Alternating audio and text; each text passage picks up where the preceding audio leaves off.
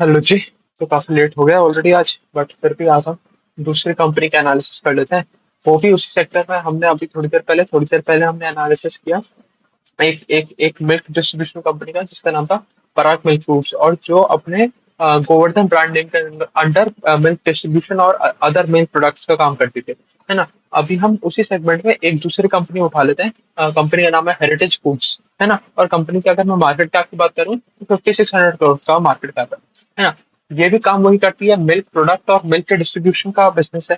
तो all in all हमें समझ में आ रहा है, जितना ज्यादा डिस्ट्रीब्यूशन नेटवर्क फैलेगा उतना ज्यादा कंपनी ग्रो करेगी, और जितना ज्यादा वैल्यू एडेड प्रोडक्ट्स कंपनी लेके आ पाएगी उतने ज्यादा अपने मार्जिन बढ़ा पाएगी, और वॉलेटाइल मिल्क प्राइसेस के अगेंस्ट अपने मार्जिन को प्रोटेक्ट भी कर पाएगी। अगर पूरा बिजनेस मॉडल एनालिसिस समझना है तो हमें एक बार अपना डोडला डेयरी वाला वीडियो एक बार वापस वापस प्ले करके देखना पड़ेगा। डोडला डेयरी पे मैंने एक्सटेंसिवली पूरा बिजनेस मॉडल एनालिसिस बताई रखा है।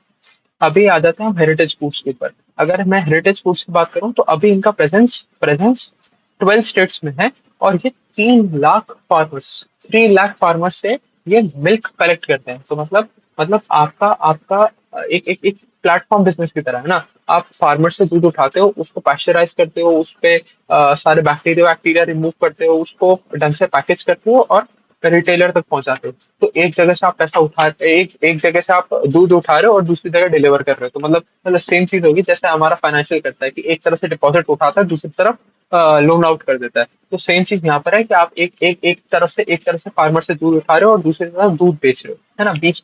बीच में आप थोड़ी सी उसको प्रोसेस करके पैकेज करके ढंग से बना के आगे सेल कर रहे हो। तो जितना ज्यादा आपका फार्मर का बेस स्ट्रांग होगा, जितना ज्यादा आपकी कलेक्शंस जितने ज्यादा होंगे, उतने ही लेवल पे तो आप आगे आगे भी अपना नया प्रोडक्ट बना के बेच पाओगे ना।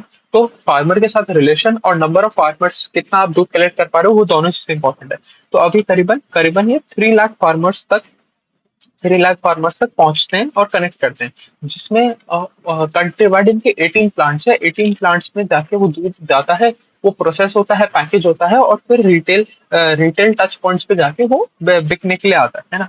अगर करंट कैपेसिटी की बात करें, करंट कैपेसिटी है इनकी 2.8 मिलियन लीटर्स पर डे की। 2.8 मिलियन लीटर्स पर डे का ये दूध प्रोसेस कर सकते हैं, ये अभी इनकी करंट कैपेसिटी है। अगर मैं रिटेल आउटलेट्स की बात करूं कि कहाँ कहाँ कितने रिटेल टच पॉइंट से डायरेक्ट कंज्यूमर तक इनका दूध बिकता है, तो करंटली वो है 1,80,000।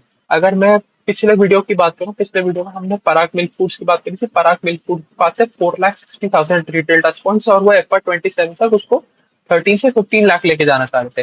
अभी इनके इनके करंटली है 1,80,000 रिटेल टच पॉइंट्स। और अगर इस कंपनी ने पीपीटी में तो कोई इसका नंबर नहीं दिया कि हम कितने लेके जाना चाहते हैं। अगर कॉन कॉल करते हैं, कॉन कॉल में कुछ देते हैं, तो उसके लिए मैं एक अपडेट करके एक नया वीडियो बनाई भी, है ना। अगर इनका हम प्रोडक्ट सेगमेंटेशन समझ लेते हैं कि भाई, जैसे हर मिल्क डिस्ट्रीब्यूशन कंपनी में होता है कि एक इनका कोर मिल्क वाला सेगमेंट होता है, फिर कुछ इनका वैल्यू एडेड का सेगमेंट होता है, और कुछ छोटे छोटे सेगमेंट्स होते हैं, उनके बारे में बात कर लेते हैं। अगर मैं इसकी बात करूं तो अभी भी सबसे बड़ा सेगमेंट तो इनका मिल्क है ना। 55% of revenue comes from milk, है ना। अगर मैं 37% की बात करूं, 37% आता है वैप से। वैप क्या है? Value added products. और 5% आता है हमारा फैट से। फैट प्रोडक्ट्स क्या हो गए? जैसे हो गया घी हो गया और बटर हो गया, तो ये दो दो मेन फैट प्रोडक्ट्स हो गए, है ना। तो 5% आता है इनसे, और छोटा मोटा 2-3% एक अदर्स वाला सेगमेंट भी है, उसको हम छोड़ देते हैं, है ना। अगर मैं बात करूँ तो ये हर तरह के प्रोडक्ट में डील करता है, हर तरह के प्रोडक्ट में डील करता है, जो हमें पराग पराग फूड्स में थोड़ा ढंग से देखने को नहीं मिला था। हमने जैसे डोडला डेयरी में भी देखा था, डोडला डेयरी भी हर तरह का प्रोडक्ट बनाती है, वो फ्लेवर्ड मिल्क भी बनाती है, वो आइसक्रीम भी बनाती है, वो सारा काम करती है। जो जो हमारा पराग था, पराग पराग में कुछ आइसक्रीम आइसक्रीम वाला सेगमेंट था नहीं। और आइसक्रीम में सबसे अच्छी बात क्या होती है कि आपकी शेल्फ लाइफ बढ़ जाती है। आपकी शेल्फ लाइफ 1 साल, कई बार आइसक्रीम की शेल्फ लाइफ 2 साल भी होती है। और वही जो आपका मिल्क है, वो बहुत ज्यादा पेरिशेबल आइटम है। पेरिशेबल आइटम का मतलब क्या हुआ? उसकी शेल्फ लाइफ बहुत ज्यादा नहीं, वो एक एक दो दिन में खराब हो जाएगा। उसको आप बहुत लंबे टाइम तक स्टोर करके नहीं रख सकते। वहीं अगर आप जैसे ये फ्लेवर्ड मिल्क है या स्वीट्स हैं, जैसे जैसे सोन पापड़ी आती है, सोन पापड़ी की एक्सपायरी डेट होती है 6 महीने बाद की, 8 महीने बाद की, 1 साल बाद की। वहीं वहीं अगर हम बात करें आइसक्रीम की, आइसक्रीम की एक्सपायरी होती है 1 साल बाद की। फ्लेवर्ड मिल्क की एक्सपायरी होती है 1 साल बाद की। तो इनकी इनकी शेल्फ लाइफ बढ़ जाती है। जब शेल्फ लाइफ बढ़ जाती है तो कंपनी के लिए आसान हो जाता है। और उसके बाद ये जितने भी वैल्यू एडेड प्रोडक्ट है इनमें हमें मार्जिन भी ज्यादा मिल रहा है। ज्यादा मार्जिन मिल रहा है तो जो हमारी वॉलेटाइल मिल्क प्राइसेस है, क्योंकि मिल्क एट द एंड एक कमोडिटी है। जब तक आप उस पर कोई कोई वैल्यू एडिशन नहीं कर रहे तब तक वो कमोडिटी है। अगर आपने वैल्यू एडिशन करके उसको आइसक्रीम बना दिया तो आप अपने मार्जिन प्रोटेक्ट करने में आपको हेल्प करेगा। वहां पर 1-2 रुपए मिल्क का प्राइस ऊपर नीचे हुआ तो आप अपने मार्जिन प्रोटेक्ट कर जाओगे, क्योंकि आपने उसमें वैल्यू ऐड करके आपने एक आइसक्रीम बनाई, और आइसक्रीम पे आप ज्यादा मार्जिन ले पाओगे, है ना। तो ये सारे इनके पास सेगमेंट्स है। इनके पास स्वीट्स का सेगमेंट है, इनके पास वो घी कर्ड बटर चीज वो वाला सेगमेंट है, इनके पास एकदम कोर मिल्क वाला भी है। इनका डिविजन्स भी है। जैसे हमने देखा गोवर्धन के केस में, गोवर्धन सिर्फ गाय के दूध में काम करता है। इनके पास अलग से एक सेगमेंट भी है जो मतलब ये डिफरेंशिएट भी करते हैं कि ये वाला बफेलो मिल्क है, ये वाला काउ मिल्क है, ये काउ घी है, ये नॉर्मल घी है। तो वो सारा डिफरेंशिएशन भी ये लोग करके रखते हैं। तो इनकी एक वाइड रेंज ऑफ प्रोडक्ट्स है ना। और उसके बाद अगर मैं इनकी मिल्क प्रोक्योरमेंट रेट की बात करूं, जो सबसे इंपॉर्टेंट मेट्रिक है, क्योंकि रॉ रॉ रॉ मटेरियल जो है वो मिल्क है। अगर आप मिल्क ही ज्यादा नहीं उठा रहे हो तो आप ज्यादा प्रोड्यूस कैसे करोगे, तो आपकी, और अगर आप ज्यादा प्रोड्यूस नहीं कर पाओगे तो आपकी सेल्स ग्रोथ कैसे आएगी। और हमें एट द एंड चाहिए सेल्स ग्रोथ। जैसे हमने देखा था गोवर्धन के केस में, पराग के केस में, कि उसकी वाई लेवल पे फ्लैट था, कोई ग्रोथ ही नहीं था प्रोक्योरमेंट रेट में। यहाँ पर वैसा नहीं है। अगर मैं प्रोक्योरमेंट रेट की बात करूँ तो 6.6% ग्रोथ है प्रोक्योरमेंट रेट में, और वही प्राइसेस गिरे हैं 8%। तो क्या हुआ, आपने ज्यादा दूध उठाया कम प्राइस में उठाया तो आपका मार्जिन एक्सपेंशन हो गया। और ज्यादा उठाया इसका मतलब आपने ज्यादा बेचा भी है, इसका मतलब आपका आपका टॉप लाइन में भी ग्रोथ आई। वही हमें इस चीज में यहाँ पर देखने को मिला।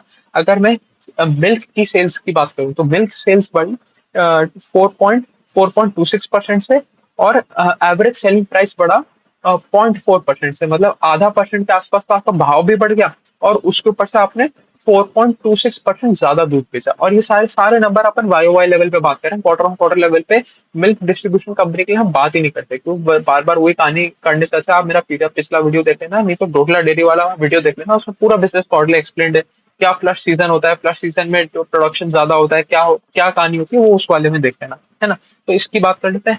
तो इन्होंने, अब देखो हम समझते हैं, इन्होंने 6.6% अपना प्रोक्योरमेंट रेट बढ़ाया, और मिल्क मिल्क जो सिर्फ दूध बेच रहा था, जो दूध बेच रहा था वो बढ़ा 4.26% से। तो ये बीच में जो 2.5% बचा, ये 2.5% क्या है, ये 2.5% यूज हुआ हमारे वैल्यू एडेड प्रोडक्ट बनाने में। ये 2.5% जो एडिशनल उठा है, इससे इन्होंने आइसक्रीम बनाई होगी, फ्लेवर्ड मिल्क बनाया होगा, मिठाई बनाई होगी, या और कोई भी ऐसा प्रोडक्ट बनाया होगा जो ज्यादा मार्जिन का है ना। अगर अब इनकी टॉप लाइन की बात करें तो इनकी टॉप लाइन बढ़ी 11.8% से, मतलब ऑलमोस्ट ऑलमोस्ट 12% से बढ़ी। वहीं हम पराग के बारे में देखें तो 1% का टॉप लाइन का ग्रोथ था, मतलब कोई ग्रोथ ही नहीं था। 12% भी कोई ज्यादा ग्रोथ नहीं है। बट आप इस इंडस्ट्री में देखो ना, अब इस इंडस्ट्री में कोई 40-50% से ग्रो ही नहीं कर रहा। आपको तो फास्टेस्ट पेस्ट प्लेयर पकड़ना है एक इंडस्ट्री में। अगर अगर आपसे कोई पूछे कि भाई मिल्क डिस्ट्रीब्यूशन कंपनी में सबसे अच्छा प्लेयर कौन है, तो आप उसको ये ज्ञान नहीं दोगे कि भाई बजाज फाइनेंस की ग्रोथ रेट 25% की है या तो 12% का ही है। आपको बताना है कि मिल्क इंडस्ट्री में सबसे अच्छी ग्रोथ रेट किसकी है। तो आप बोलोगे कि वैसे तो कोई कुछ खास ग्रोथ रेट है नहीं, बट अगर मैं बात करूं तो हेरिटेज फूड्स और डोडला डेयरी की 12-13% की टॉप लाइन ग्रोथ है ना। तो ऐसे ऐसे समझते हैं, है ना। शायद शायद डोडला डेयरी का ज्यादा है ना, पर कोई बात नहीं, वो आप उस वीडियो में क्लैरिफाई कर लेना, चेक कर लेना। बट अभी इसकी बात पे आ जाते हैं, वापस हेरिटेज फूड्स पे आ जाते हैं।